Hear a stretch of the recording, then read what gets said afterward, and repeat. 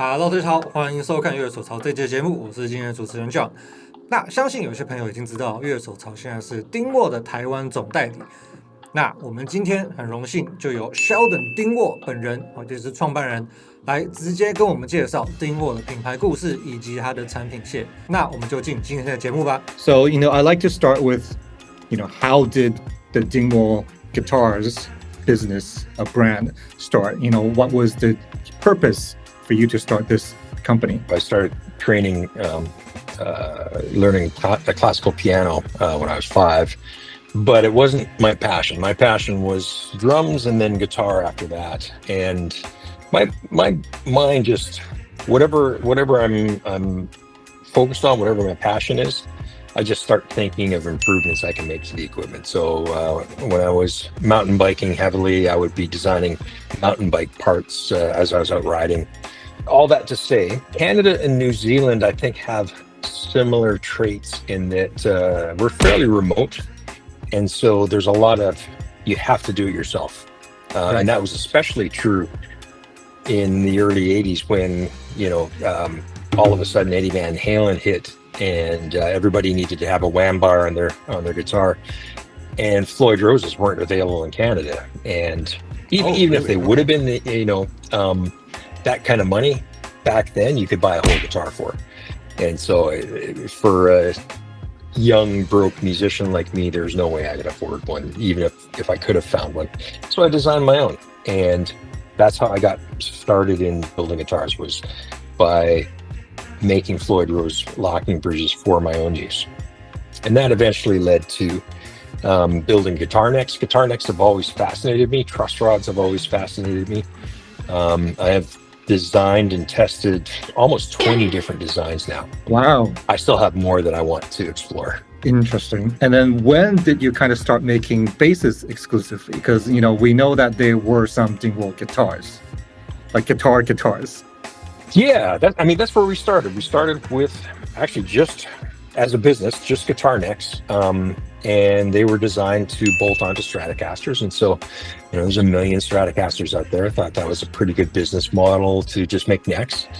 To this day, as soon as we release something, the first call we get is from somebody asking for something else. And so, as soon as I started offering necks for sale, people started asking, well, what about bodies? Can I get bodies? And I thought, well, okay, enough people want bodies, so I'll start making bodies. And as soon as I started offering necks and bodies, the first call I got was, well, yeah, but I have nobody to assemble them. Could you assemble it into a guitar? And as soon as I started doing that, well, then I started getting calls from bass players saying, well, yeah, I know you make guitars, but can you make a bass?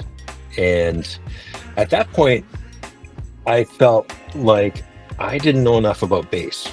And so I just asked these people that were calling, just asked them, well, what are you looking for in a bass? And they all said 5-string.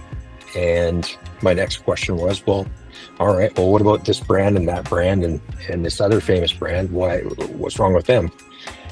And they all said the same thing. They all said they don't have a solid B string that sounds like the other 4 strings. So at that point, I was like, okay, well, I'm fresh out of ideas. And if these guys who I look up to as being the experts in the field, if they haven't figured it out at this point, I don't really think I have anything to offer.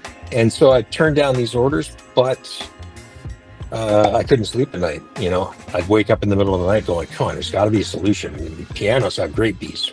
So what's wrong with a bass guitar that a piano can do that a bass guitar can't? And so because of my background in piano, that's where I looked first. I had no experience in bass, but I had years and years and years of experience in piano. So I talked to piano companies and piano repair people and learned as much about piano design as I could.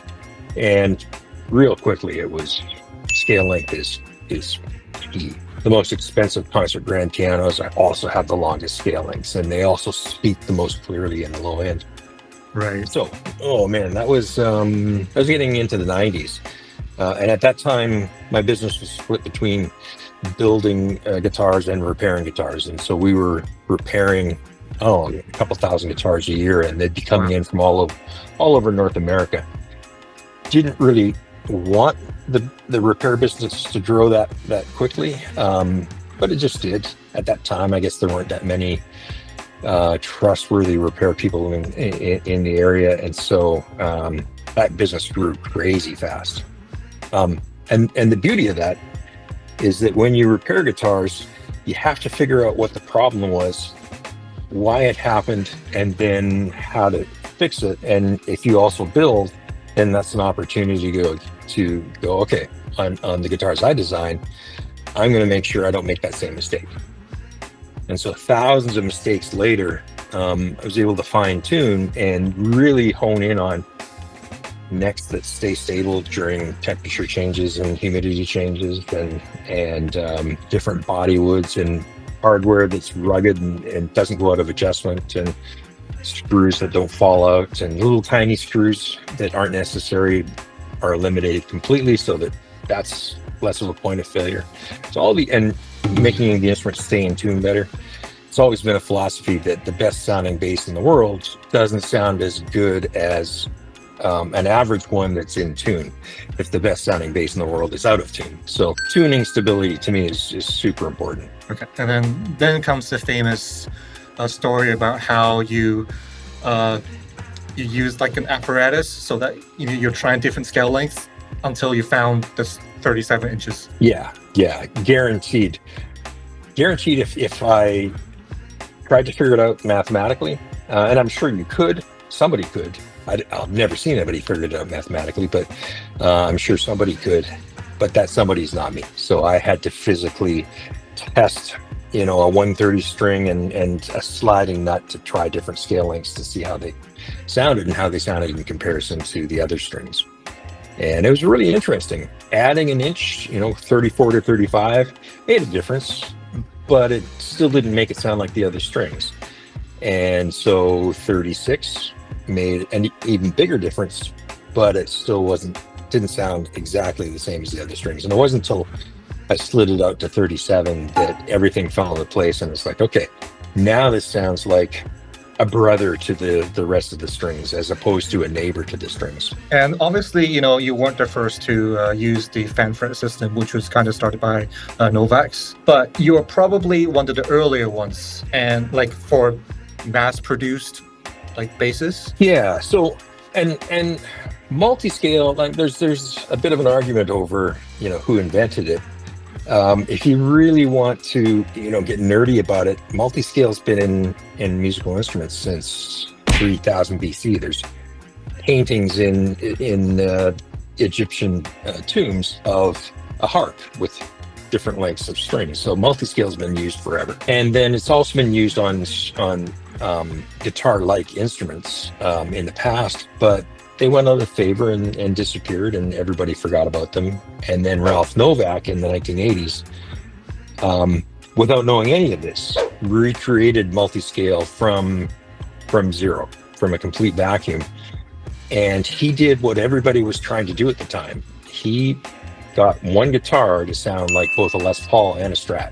And I ran into him in 1992 at a Luthier's convention. At that meeting in 1992, we made a decision that I was going to handle the basses and he was going to do guitars, and so I went back up to Canada and I started designing first a headless bass, which I couldn't get the hardware I was looking for, and so that was a dead end. But started designing the first multi-scale bass, the 37-inch B, 34-inch G, angled headstock, and taking a long route to confirm what you're saying. We were the first production multi-scale guitar or bass. We were the first guys to go, yep, this is the way we want to build. Don't care what anybody else says. This is what we're going to do. But because we had to create our own multi-scale hardware, we were the first with actual multi-scale hardware. When I found out that nobody made a 37-inch B string, well, then we had to talk to a string manufacturer and get strings custom wound for the bass. So that was the first multi-scale string set. And so there were a lot of firsts out of necessity, not because we were trying to be the first one to do something, just because of that one stupid B string. Everything ended up everything ended up being, oh no, now we got to solve this problem. And it was just problem after problem after problem. The company started in 87, right? However, it didn't seem that the basses started to make a name internationally until probably when, Djent came out. Yeah. So, was that what actually happened? That, Nolly and, the genre kind of brought Dingwall to the next level? 100%. And there was something that happened too that I didn't realize until much later. The 37-inch B. We didn't design it for any specific music, but the Djent guys with the really percussive attack, they need that longer scale in order for the string to behave and to be able to handle all that percussive input. And so we had an instrument that was not designed for Djent, but it allowed people to play Djent more effectively on it. But in addition to that, when we started designing our own pickups back in about 2000, the first thing we did was like, wow, there's a million Alnico pickups out there. There's a million ceramic pickups out there. What's new and cool that we could try? And it was like, okay, neodymium. Nobody's making neodymium pickups. Let's try that. So we spent years learning how to make pickups using neodymium magnets. And if you have especially if you use, let's say, a drop tune set, and so you're using a larger than normal B string and you're tuning it lower than normal and you're attacking it harder than normal, chances are if you have an Alnico pickup, you're going to overdrive that pickup and it won't be pretty. But with neodymium, you can hit it as hard as you want. The string can be as big as you want and it can be tuned as low as you want. And that pickup will just laugh at it and just go, come on, is that all you got? And so these pickups, again, weren't designed for any particular genre, but they allowed Djent players to tune lower, play harder with bigger strings and sound clean. And so it was just kind of like this perfect storm of a few different things that we'd done independently with nothing remotely in mind of the music that would adopt it as the bass that just seemed to work well for that style of music. Because it seemed like for the past, 10 years, ever since kind of Djent appeared, that most of the Dingwall artists, besides Lee, of course, Lee Skylar, are kind of the heavier style of music, right? Yes. But, with people like, John Taylor coming on board with your signature bass, in the Ready to Play series, and other than that. So it kind of goes with what you were saying that, you initially started designing the basses to not just do heavy music. Yeah, heavy wasn't even in our minds at all. It was like country, rock, jazz, just anything that a Fender could do. We wanted our bass to be able to do it, except in a more modern way, like the source tone, just improving the source tone, making it cleaner, more transparent, easier to record. I would like to be associated with any music that we can add something to. You mentioned in the last 10 years, most of our artists come from the heavier world. And that's because we just don't have the budget to go out and cut checks to artists and say, here, how much to be a Dingwall artist? Right. Okay, now how much, So the only artists that we could have on our roster were artists that liked what we did and didn't care about the money. So Lee Sklar's been endorsing Dingwall for 32 years. There's no money has ever exchanged hands. He just does it. He just does it because he likes the basses. There have been times when Lee has had to record an entire album over again because the producer heard his Dingwall 5-string on the last track, and it was like, oh, wait a minute, what's that? What's that new bass over there? Okay, we got to record it again. I think the basses were able to make a noticeable difference in Djent and in heavy music. That allowed those musicians to be more creative. It allowed that music to develop in ways it wouldn't have developed otherwise. And so, I mean, that's great. I love that.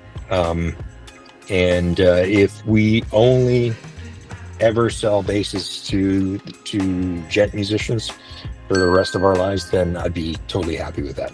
But like I said, the basses are designed to really sort of sit in the Fender space and just be kind of a modern version of a Fender. Any pop music, jazz, anything that's recorded with a Fender in mind can be recorded with the Dingwall. So that's why you have, the Canadian made basses already has a Super J, Super P, and then now there's the SP1 for the Ready to Play series. So, on that note, can you kind of please tell us about the range of Dingwall instruments? Because right now, all the Canadian ones are custom shop models, pretty much. Yes. And then, when did the Ready to Play series come along?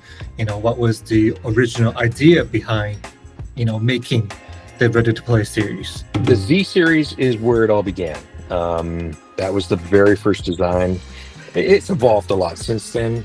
But very soon after that came the Prima, which is basically a Z with different body woods at that time. And those two models were all we did for 10 years. As you're evolving and you're trying to do better and better and better, you're also sinking more time and you're figuring out harder ways to build instead of simpler, easier ways. And so the instruments were getting more difficult to build, so therefore more expensive to build, at the same time as there was inflation that also caused the price to go up. And it became pretty apparent in like 1999 that, all right, we need an instrument that is less expensive. The Afterburner came out of that design exercise. And the Afterburner, if you look at the body shape, it's fairly close to a Z, except it doesn't have the heel. And the reason it doesn't have the heel is because I was the guy who was sanding and buffing the guitars at that time, and I hated sanding and buffing that area. And I thought, I'm gonna design a new body that I don't have to deal with all that really fussy labor. I can just make it easy, and that will make it less expensive. Right. So that became the Afterburner. And so then that same process repeated, and it went on for 10 more years. And so we had the Z, the Prima, and the Afterburner. And the Afterburner eventually got so expensive, we needed to do that again. And there was no way that we could, with Canadian labor, Canadian rent, Canadian taxes, all that kind of stuff, and a small shop, there's no way that we could get the price down less than the Afterburner. And so we had no choice but to start looking for manufacturing support. And we went to 15 different manufacturers in Canada, USA, Mexico, Japan, Korea, and China. And at that time, there were no manufacturers that did multi-scale. Right. So I'd get these meetings set up with these factories, and we'd start talking, and it would be, okay, this is going really well. And then they'd take a look at what I was asking. I need multi-scale, and you need to cut the frets like this. And they're like, oh yeah, we don't do that. Sorry. And that was the end. And then we eventually started working with a company in China who they had a different attitude. Most of the reps were bass players, and they were like, we got to give this a try. This is super cool. And so they were actually already trying to figure out how to do multi-scale. And they showed me one of their early prototypes, and I was like, okay, finally, somebody's willing to do this. And so we started in 2009, we started working with a company in China, and that became the Combustion. And the Combustion was based off of the Z and based off of the Afterburner. And because I didn't have to sand it, I put the heel back in to make it a little easier for traditional manufacturing techniques.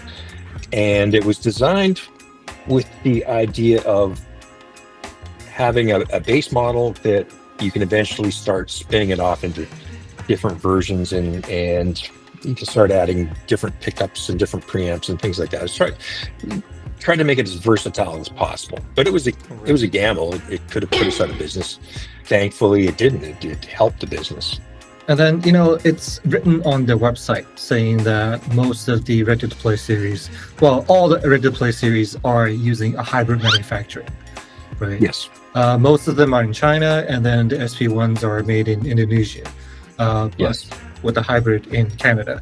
So what's the reason behind the hybrid thing then? Pretty much in any factory, not everybody is a musician. Usually in factories, they're just people that have skills with their hands, and the systems are designed so you can bring anybody in from anywhere. As long as they can work with their hands, they can be making guitars, and away you go. And factories are set up to do quick work. Quality, though, requires time. And so it's really, really difficult to have a factory that can produce things really quickly at a very high level of quality. It's an acceptable level of quality. I'm not putting down factory instruments, but for the kind of quality that we were after, it's not doable in a factory. We have yet to see any factory that could produce the level of quality that we ship out of our Canadian shop, because that's just not what factories are there for. And so we have them build the instrument, ship it to Canada, and then we have a separate team that's been trained by our custom shop team to do like super high precision fret work. We even take tiny little hammers and we tap each fret and we listen to the fret, and we can hear if the fret has been properly glued or not. And if it hasn't been glued properly, that fret comes out, glue gets put in, fret goes back in. And so just little things like that, our team can catch even tiny little quality issues that you can't even see. Our team can catch it. Most guitars, when they come from the factory, they play a little stiffer than normal, and they don't play as well in tune. And so you take them to a repair shop, and a couple $100 later, you get your guitar back, and oh man, it plays like a dream now. Well, we do that for you. And so it arrives in a box, in tune, ready to play. It plays in tune. It's got the lowest possible action, and you don't have to mess around with it. It's ready to go. So is that the idea behind the ready to play name then? Because you just mentioned that.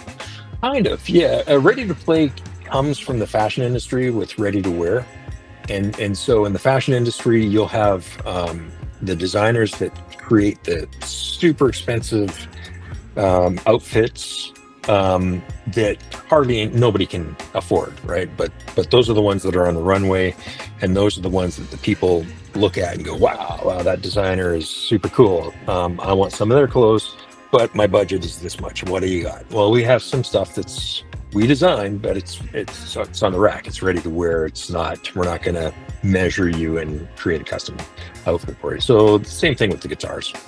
I think back in the days, you did use pickups from other manufacturers, but now you exclusively use your Dingwall pickups. For preamps, you kind of use like Glock and Clang, Dark Glass, EMG, and now the Ripper Neve designs. Going through different preamps and different pickups that you believe these are the Dingwall tone that you're looking for. Yes, the EMG.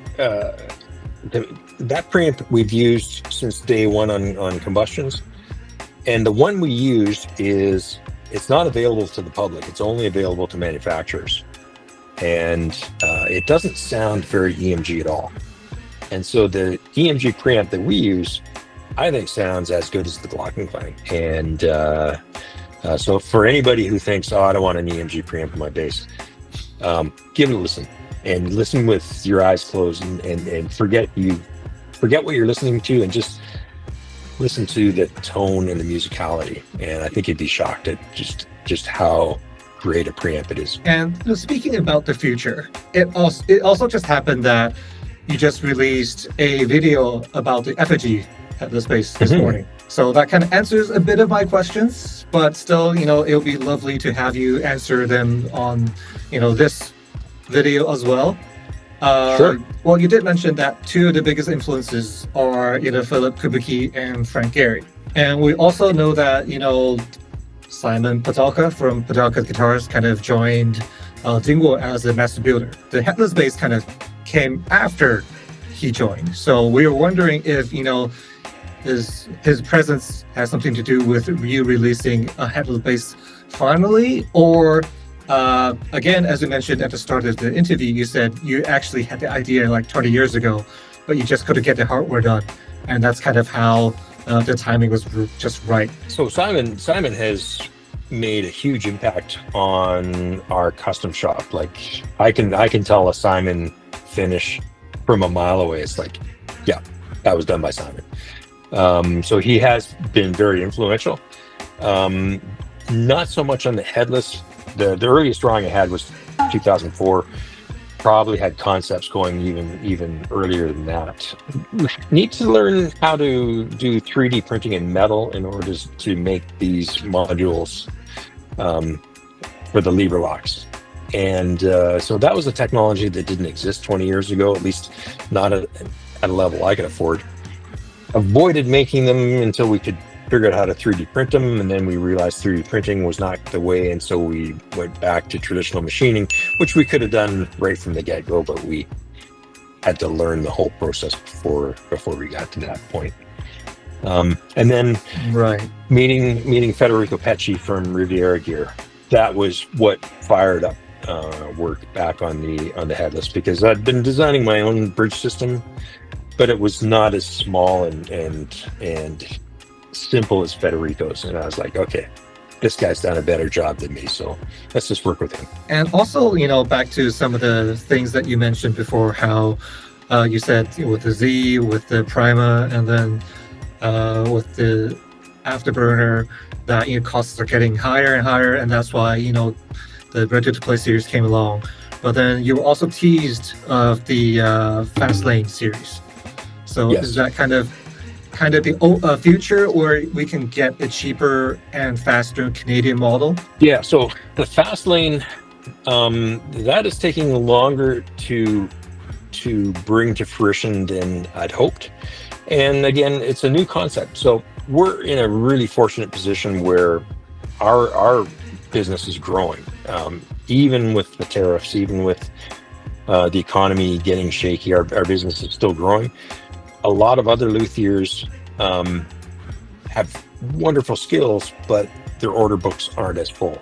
And so the Fast Lane was, how could we, because we don't have capacity in our own custom shop, and we have friends that are like super skilled, super good at what they're doing, could we share some of our work with them and get them to help us build in their shops? And we kind of spread it out a little bit. And the luthier community is really cool that way. Like we all kind of help each other out. We may look like we're competitors on the outside, but we're all like behind closed doors. We're calling each other up and, hey man, I got a problem. I can't figure this out. What do you do? And we'll share back and forth. So that's been the concept of the Fast Lane, and we're still working on getting that going. And it's a big job, and so eventually we will be able to start offering those for sale. Until the process is running smoothly, the Fast Lane is actually the slow lane. That's it for today. So thanks very much for your time, and then to tell us about all about Dingwall Guitars, which is now like Dingwall Basses. Well, thank you, John. Thanks for taking the time, and have a great day. And well, we appreciate all you're doing for the brand already. So I'm looking forward to seeing where things go. 那我们非常感谢Sheldon Dingwall刚刚为我们讲解了这么多。那如果你还有更多问题的话，也可以在下面留言。那也不要忘了按赞、订阅，还有帮我们分享。那我们下支影片见，拜拜。